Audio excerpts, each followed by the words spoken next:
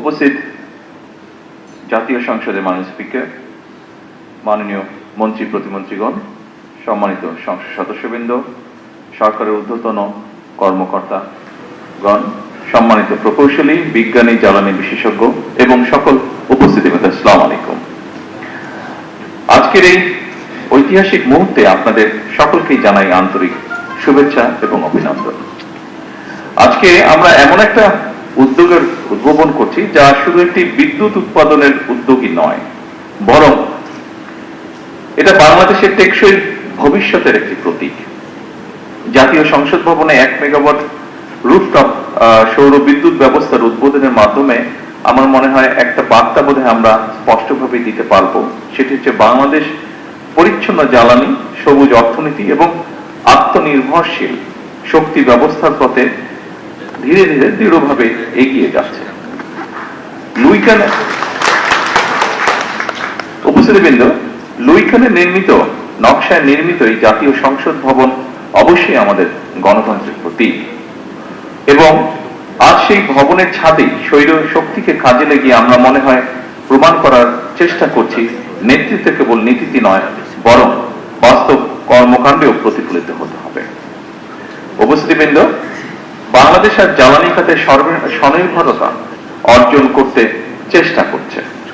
আমাদের অর্থনীতি সম্প্রসারিত হচ্ছে, শিল্পায়ন বাড়ছে, বিদ্যুতের চাহিদা দ্রুত গতিতে বৃদ্ধি পাচ্ছে। কিন্তু একই সঙ্গে আমাদের অবশ্যই স্বীকার করতে হবে, জলবায়ু পরিবর্তনের অভিঘাতে বাংলাদেশ বিশ্বের অন্যতম একটি ঝুঁকিপূর্ণ দেশ।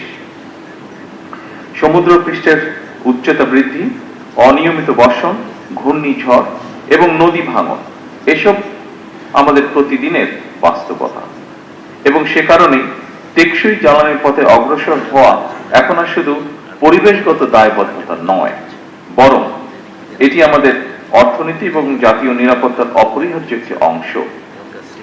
সময়ের সাথে সাথে দেখা দেয় নিত্য নতুন প্রয়োজন। রেডি থাকতে হয় প্রতি মুহূর্ত। তাই এলো ইনোভার, যেন আপনি লাইফে থাকেন রেডি প্রতিদিন। ইনোভার, ডিজাইনড ফর নাও। উপস্থিতিবৃন্দ, সৌরশক্তি সেই সম্ভাবনার সবচেয়ে উজ্জ্বল দিক। আমাদের বাংলাদেশে প্রতিদিন গড়ে প্রতি বর্গ কিলোমিটারে 4.5 থেকে 5 কিলোওয়াট ঘন্টা সৌর বিকিরণ পায়। আমাদের অসংখ্য ছাদ, শিল্প এলাকা, খোলা জমি এবং উপকূলীয় অঞ্চল নবায়নযোগ্য জ্বালানির বিশাল সম্ভাবনা ধারণ করে আছে। গত 1 দশকে বিশ্বব্যাপী সৌর বিদ্যুতের উৎপাদন ব্যাপকভাবে হ্রাস পেয়েছে। ফলে সৌরশক্তি এখন কেবল পরিবেশ বান্ধব নয়, অর্থনৈতিকভাবে অত্যন্ত কার্যকর একটি সমাধান।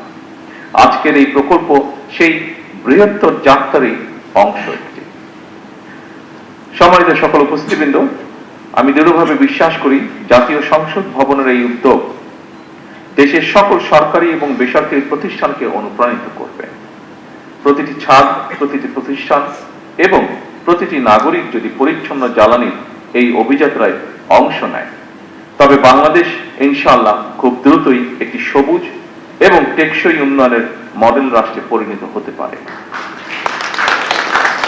পরিশেষে এই প্রকল্প বাস্তবায়নের সঙ্গে সংশ্লিষ্ট সকলকে জানাই আন্তরিক অভিনন্দন এবং ধন্যবাদ।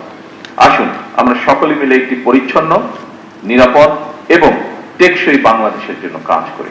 আল্লাহ হাফেজ। বাংলাদেশ জিন্দাবাদ।